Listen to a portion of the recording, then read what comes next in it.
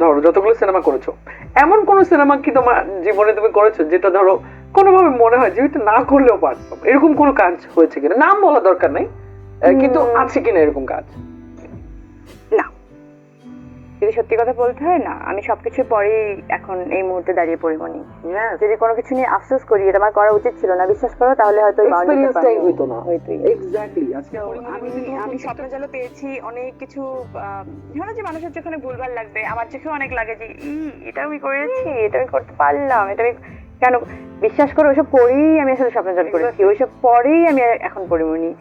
তো আমার কোনো কিছু না আফসোস নাই। হ্যাঁ, আমি অনেক কিছু শিখতে পেরেছি এসব দিয়ে। ইউ লার্ন এ লট। ইন্ডাস্ট্রিতে পলিটিক্সের শিকার হয়েছো কিনা?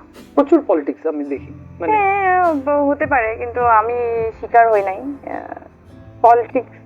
তোমার শিকার হয়েছে। হতে হতে পারে, আমি তোয়াক্কা করি না হ্যাঁ। পলিটিক্সের।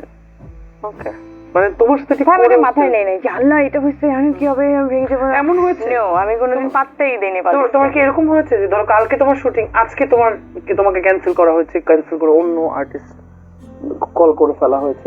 এরকম অনেক হয়েছে, কিন্তু শুটিং হয় নাই।